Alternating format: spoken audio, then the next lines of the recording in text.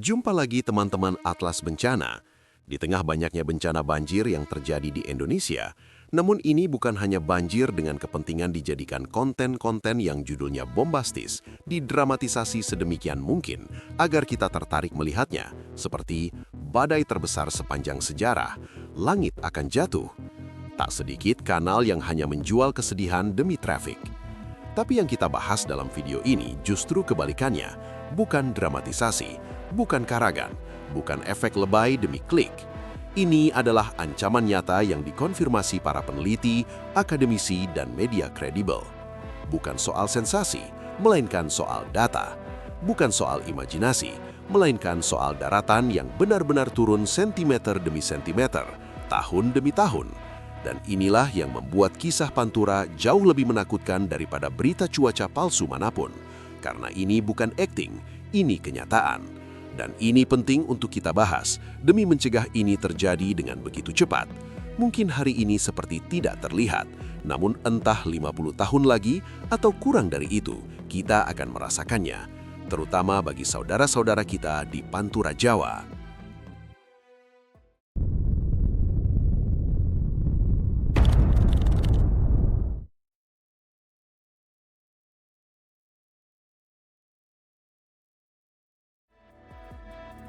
Suatu hari, kalian lagi naik motor di jalan pantai utara Jawa. Angin laut menerpa wajah, suara ombak samar di kejauhan. Sambil mungkin mampir ngopi sebentar di warung pinggir jalan. Tapi sekarang, kalian melihat ada pemandangan yang makin sering muncul. Jalan yang dulu kering mulai ngambang.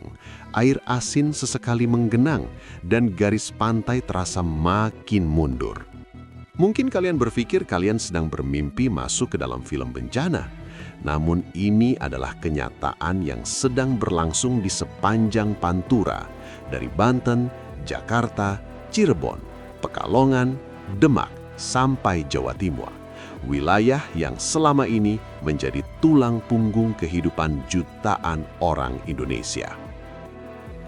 BBC Indonesia dalam laporannya menyebut bahwa pesisir utara Jawa menghadapi ancaman serius akibat kombinasi kenaikan permukaan laut dan penurunan muka tanah. Mereka menulis bahwa rob yang dulu hanya musiman, kini di beberapa tempat sudah menjadi kejadian rutin, bahkan harian. Artinya, laut tidak lagi sekadar bertamu, tapi perlahan mulai menetap. Kompas juga menegaskan bahwa ini bukan sekadar persoalan banjir biasa. Dalam salah satu artikelnya, Kompas mengutip peneliti yang mengatakan, penurunan tanah di kawasan pantai utara Jawa terus terjadi. Jika tidak diatasi, kawasan ini akan tenggelam dalam waktu 50 tahun mendatang. Bahkan mungkin tak perlu menunggu 50 tahun untuk tenggelam. Kalimat ini bukan untuk menakut-nakuti, tapi hasil dari pengamatan ilmiah menggunakan data satelit dan pengukuran geodesi selama bertahun-tahun. Peringatan serupa datang dari pemerintah. Menteri Agraria dan Tata Ruang atau Kepala BPN, seperti dikutip CNN Indonesia, menyatakan, bukan hanya Jakarta, kota-kota di Pantura Jawa juga terancam tenggelam akibat penurunan muka tanah dan kenaikan permukaan laut. Pernyataan ini menegaskan bahwa ancaman tersebut berskala nasional, bukan hanya masalah 1-2 kota. CNBC Indonesia bahkan menggambarkan ancaman ini dengan istilah yang cukup menggetarkan, menyebut kemungkinan Pantura mengalami nasib seperti Atlantis modern jika tren penurunan tanah dan kenaikan muka laut terus berlangsung. Mereka mengutip para ahli yang menilai bahwa beberapa kawasan pesisir utara Jawa mengalami penurunan permukaan tanah yang sangat signifikan, sehingga kerentanannya terhadap genangan laut menjadi jauh lebih tinggi dibanding wilayah pesisir lain. Dari tingkat daerah, pemerintah Provinsi Jawa Tengah juga menyampaikan bahwa kawasan Pantura berada dalam kondisi rawan. Dalam rilis resminya, disebutkan wilayah pesisir utara Jawa menghadapi tekanan berat dari rob, penurunan tanah, dan perubahan iklim, sehingga perlu penanganan serius dan pembelajaran dari negara-negara yang sudah lama hidup berdampingan dengan laut seperti Belanda. Fenomena ini bukan sekedar isu dramatis di media sosial, melainkan rangkuman dari peringatan ilmuwan, liputan jurnalis, dan pernyataan resmi pemerintah. Pantura, wilayah yang menampung hampir setengah penduduk Pulau Jawa dan menyumbang porsi besar bagi perekonomian nasional, kini berada di garis depan ancaman perubahan lingkungan. Jadi kawan, ketika kita melihat air laut makin sering menyentuh jalan, rumah, dan sawah di pesisir utara Jawa, itu bukan kebetulan. Itu adalah tanda dari sebuah proses besar yang sedang berlangsung.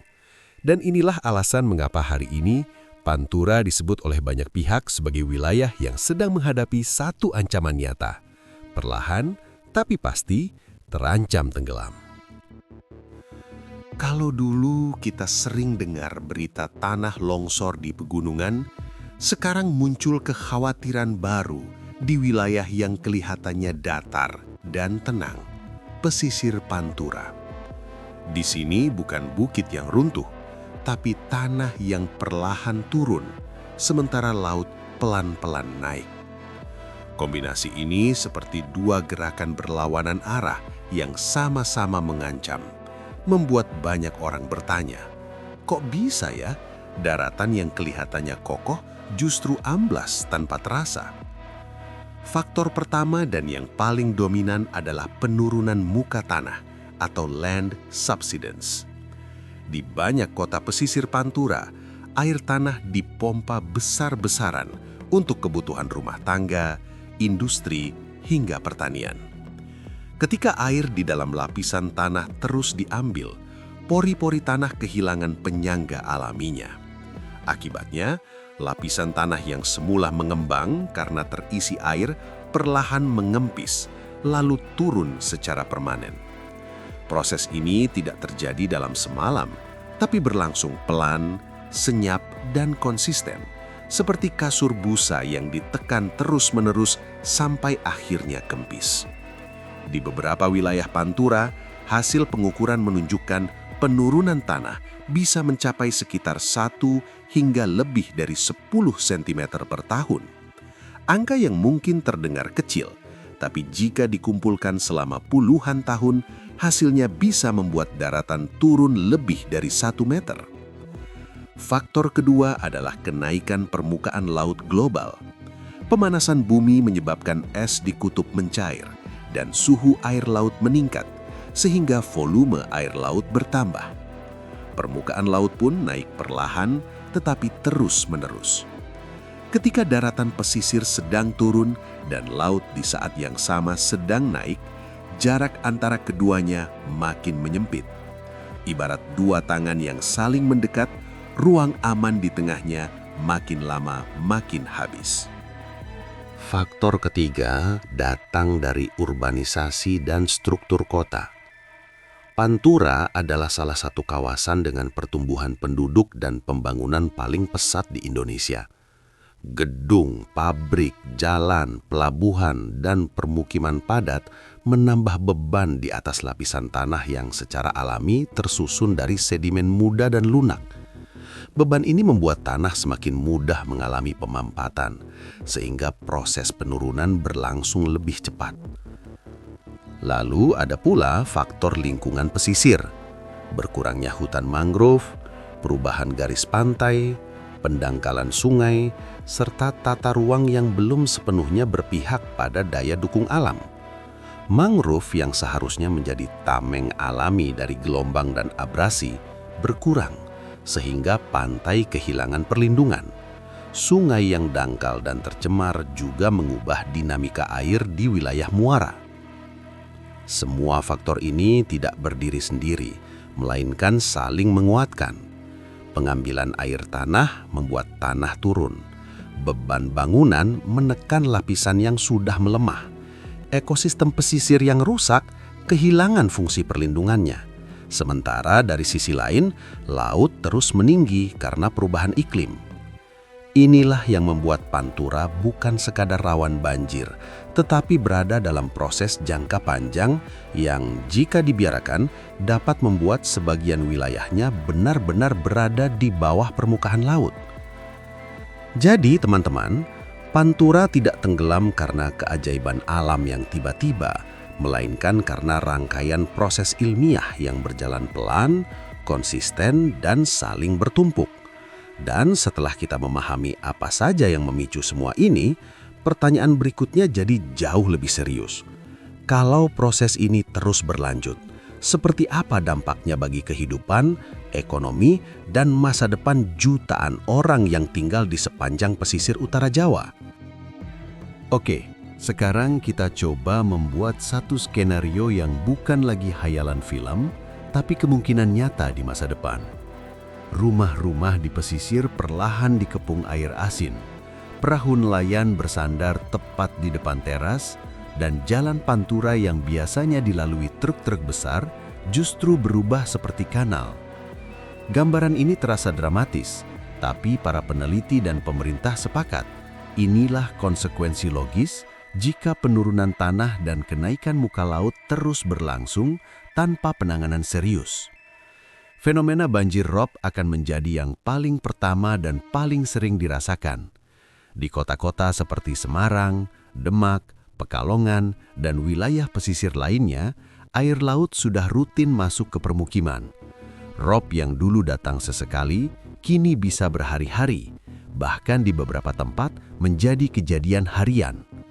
Aktivitas masyarakat terganggu, sawah menjadi asin, tambak rusak, dan jalur transportasi utama tergenang. Kompas mencatat bahwa genangan rob di Pantura bukan lagi peristiwa insidental, melainkan tanda bahwa permukaan laut dan daratan sudah berada pada level yang hampir sejajar. Dampak berikutnya adalah kerugian ekonomi yang sangat besar. Ketika kawasan industri, pelabuhan, pasar, dan jalur logistik terganggu, maka roda ekonomi ikut tersendat. Menteri Koordinator Bidang Perekonomian, seperti dikutip media, pernah memperkirakan bahwa kerugian akibat banjir pesisir di wilayah utara Jawa bisa mencapai triliunan rupiah per tahun. Ini baru dari sisi kerusakan fisik dan gangguan aktivitas, belum termasuk biaya adaptasi, perbaikan tanggul, peninggian jalan, relokasi warga, dan hilangnya mata pencaharian masyarakat pesisir. Kemudian ada ancaman terhadap infrastruktur dan tata kota. Sekolah, rumah sakit, kantor pemerintahan, jalan nasional, rel kereta, hingga pelabuhan beresiko terus-menerus terendam atau berada di lingkungan yang tidak lagi stabil. Setiap tahun harus ditinggikan, diperkuat, diperbaiki, dengan biaya yang tidak sedikit. Menjaga agar fasilitas yang ada tidak kalah cepat dari turunnya tanah dan naiknya laut. Yang sering luput dari sorotan adalah dampak sosial dan budaya. Masyarakat pesisir Pantura hidup dengan tradisi yang sangat lekat dengan darat dan laut. Nelayan, petambak, petani pesisir, hingga budaya kampung pantai yang telah berlangsung turun-temurun. Ketika air laut merangsek masuk, ruang hidup menyempit, kampung harus ditinggikan atau dipindahkan, bahkan ada yang perlahan ditinggalkan. Pola hidup berubah, mata pencaharian terancam, dan identitas kawasan pesisir pun ikut tergeser. Para peneliti menegaskan bahwa jika penurunan muka tanah terus berlangsung, maka wilayah pesisir tidak hanya akan lebih sering tergenang, tetapi berpotensi berada di bawah permukaan laut dalam beberapa dekade ke depan. Artinya, sebagian kota di Pantura bisa berada pada kondisi yang secara alami kalah tinggi dari laut, sehingga bergantung penuh pada tanggul dan sistem pompa untuk bertahan. Singkatnya teman-teman, kalau Pantura benar-benar mengalami penurunan dan genangan yang makin parah, dampaknya bukan hanya soal air masuk ke rumah.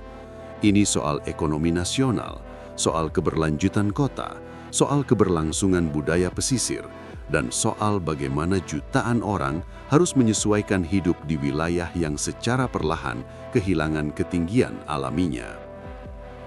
Namun cerita ini belum selesai, karena setelah kita memahami ancamannya, masih ada satu pertanyaan penting yang harus dijawab. Langkah apa yang bisa dilakukan agar Pantura tidak benar-benar bernasib seperti kota-kota yang hilang di telan laut? Itulah yang akan kita bahas di bagian penutup, tentang upaya, pencegahan, dan harapan. Setelah kita melihat kenyataan di lapangan, mendengar peringatan para peneliti, dan membaca laporan media kredibel, satu hal menjadi jelas. Ancaman tenggelamnya Pantura bukan lagi isu masa depan, tapi proses yang sedang berlangsung sekarang. Dan di titik ini, kita tidak bisa hanya menyalahkan alam atau perubahan iklim. Kebijakan pembangunan dan pengelolaan wilayah memegang peran yang sangat besar. Para peneliti menegaskan bahwa salah satu akar persoalan utama adalah eksploitasi air tanah yang dibiarkan terlalu lama tanpa pengendalian tegas. Selama puluhan tahun, kawasan industri, perumahan, dan kota-kota besar di Pantura bergantung pada air tanah dalam jumlah masif. Sementara penyediaan air permukaan dan jaringan perpipaan tidak berkembang seimbang. Artinya, negara terlambat menyediakan alternatif, sehingga masyarakat dan industri terpaksa menguras cadangan bawah tanah. Ini bukan kesalahan warga semata, tapi kegagalan sistem pengelolaan sumber daya air. Dari sisi lain, banyak kawasan pesisir yang seharusnya menjadi zona lindung justru berubah menjadi kawasan industri dan permukiman padat. Beban bangunan semakin berat, sementara karakter tanah Pantura yang lunak dan muda tidak pernah benar-benar dijadikan dasar utama dalam perencanaan kota. Pembangunan terkadang berjalan lebih cepat daripada kajian daya dukung lingkungan. Akibatnya, kota tumbuh, tetapi fondasi ekologinya justru melemah. Pemerintah memang telah menggagas berbagai proyek besar, seperti tanggul laut, sistem polder, dan bahkan wacana giant seawall. Namun, sejumlah pakar yang dimuat Kompas dan media ekonomi mengingatkan bahwa solusi berbasis beton semata tidak cukup. Tanggul bisa menahan air, tetapi tidak menghentikan tanah yang terus turun. Tanpa pengendalian air tanah, tanpa pemulihan ekosistem pesisir seperti mangrove, dan tanpa perubahan pola pembangunan, proyek-proyek raksasa itu berisiko hanya menjadi penahan sementara yang mahal. Kritik lain yang sering muncul adalah soal pendekatan sektoral yang terpisah-pisah. Urusan air dipegang satu kementerian, tata ruang di kementerian lain, pesisir di lembaga lain lagi, sementara pemerintah daerah sering terbentur keterbatasan anggaran dan kewenangan. Padahal, para ahli menekankan bahwa masalah Pantura adalah masalah sistemik yang membutuhkan kebijakan lintas sektor dan lintas wilayah, dari hulu sungai sampai ke muara, dari darat sampai ke laut.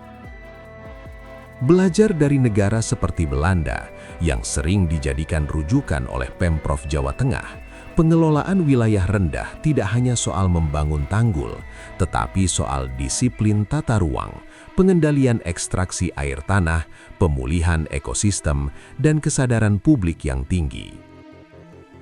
Di Indonesia, kebijakan sering reaktif, bergerak setelah banjir datang, setelah rob merendam, setelah kerugian terjadi.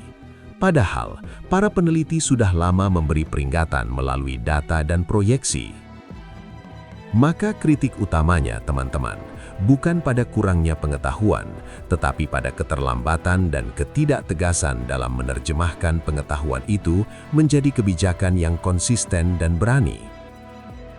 Jika pengambilan air tanah tidak dikendalikan serius, jika tata ruang pesisir terus dikompromikan demi investasi jangka pendek, jika perlindungan ekosistem hanya menjadi proyek seremonial, maka ancaman tenggelamnya Pantura bukan lagi kemungkinan, melainkan keniscayaan. Pantura hari ini sedang memberi kita sinyal. Para ilmuwan sudah berbicara, media sudah mengingatkan, pemerintah pun sudah mengakui ancamannya. Pertanyaannya tinggal satu, apakah kebijakan yang diambil akan cukup cepat dan cukup tegas untuk menyelamatkan daratan yang menjadi rumah bagi jutaan orang ini? Atau justru sejarah akan mencatat bahwa kita tahu bahaya itu datang, tetapi terlambat bertindak? Di tepi laut yang makin dekat, kami berdiri bukan untuk menangis, tapi untuk menatap dengan mata terbuka dengan dada berani. Tanah ini tak minta dikasihani, ia menuntut dibela. Ombak boleh datang, waktu boleh menggerus, kekuasaan boleh lamban, tapi suara tak boleh tenggelam. Selama masih ada nafas di dada dan kata di lidah, Pantura bukan sekadar garis yang terhapus peta, melainkan perlawanan yang berdiri di antara air dan darat, keras, panas, dan tak sudi menyerah.